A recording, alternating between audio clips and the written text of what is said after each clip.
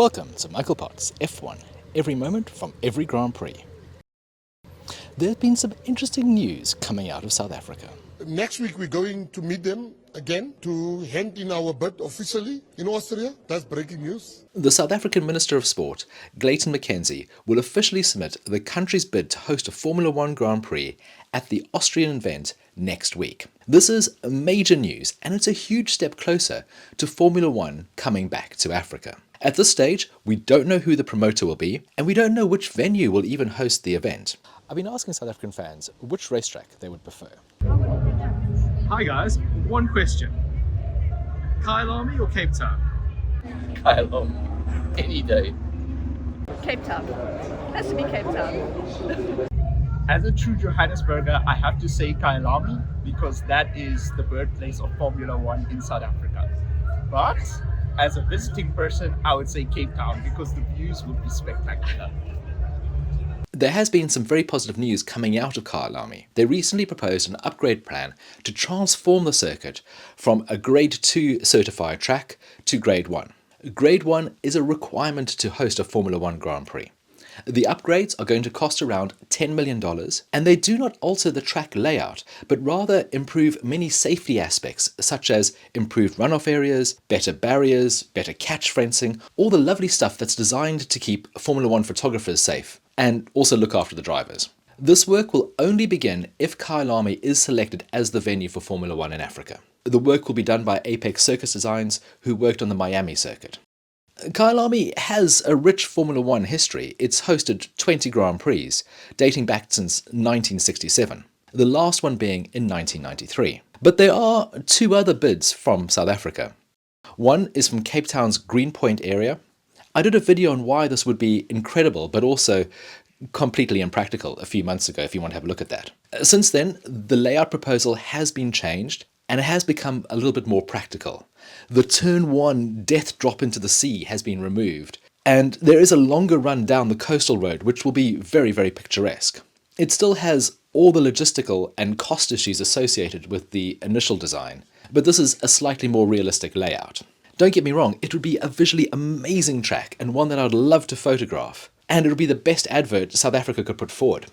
But it would also be eye-wateringly expensive, very disruptive, and time-consuming to pull off. I spoke with Helmut Tilke, the legendary Formula One circuit designer, who said he would love to be involved with the Cape Town track, as the location is incredible, but that there's still so much to be done before that could even be possible. The third bid is a little bit less clear, and probably a little bit less credible. I believe it's for a proposed track outside Cape Town, and this would have all of the costs associated with the Greenpoint bid, but without the stunning location. So I think this is the least possible of the three. I expect we'll see South Africa submit a bid for Kyalami, and hopefully for the 2027 season. It is the most feasible option, and really it's the only one that can be ready in a sort of relevant time frame. In terms of other proposals from around Africa, the Moroccan city of Tangier has put together a bid which will be part of a larger development project. It's ideally located in its proximity to Europe, and this does make it an easy option for teams to transport equipment.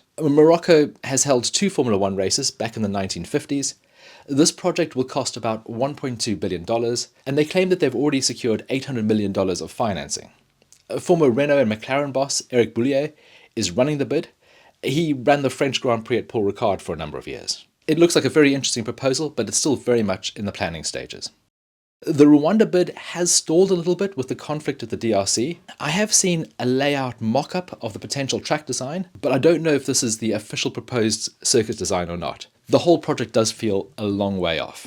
There are potentially 3 spots available on the 2027 calendar. Zandvoort, we know, will have their last race next year. Azerbaijan is out of contract, and as Formula One moves to a mix of biofuel and electric for their 2026 cars, F1 is less relevant for this Russian-aligned petrostate, which pays one of the highest hosting costs and attracts one of the smallest number of spectators, where the local population haven't fallen in love with the sport, partly due to the extremely high ticket prices compared to their national incomes. Local Baku residents are usually more frustrated by the circus coming to town and destroying their city for months than being excited by it. And then there's Barcelona. The city is desperately trying to keep this track on the calendar. They had a record attendance at this year's race, over 300,000 people, and it is a huge fan favourite. Can they really keep that enthusiasm when Madrid rolls onto the calendar next year? So we have potentially 3 gaps in the calendar. And apart from a potential African entry, there are a few other tracks that could come into the reckoning to host a race. There is always Imola. Dropped for the 2026 season, this track could be a rotation track similar to Spa. The rotation concept has been mentioned for several European events, but so far Spa is the only one with fixed dates. So it's creating this unusual situation where Spa is the only circuit in rotation. Thailand's Bangkok Street Circuit is one of the best placed new entries. Their parliament have just approved a $1.2 billion proposal for a street race around the Chatuchak Park. Thai officials were at the Monaco Grand Prix to get a glimpse of Formula One firsthand. Realistically, this is probably more like a 2028 option. Qudiyah, the second Saudi Arabian F1 track, is due to be completed in 2027. This track was originally planned to replace Jeddah as early as 2023, but there are rumours that the country is hoping to have both races on the calendar. And considering they provide a significant amount of funding for the sport, this is very likely to happen. Jeddah is one of the best tracks we go to. Extreme high speeds, the narrow walls, it makes it a real challenge for the drivers, and they all seem to love it. And Qudiyah just looks bonkers, with its 20-story high turn 1 blade suspended in midair. It's the stuff of science fiction. Incheon in South Korea is another potential venue. Located on the outskirts of Seoul, this could be a much better option for the country than Yeongam, which hosted 4 Grand Prix but was largely seen as a failure.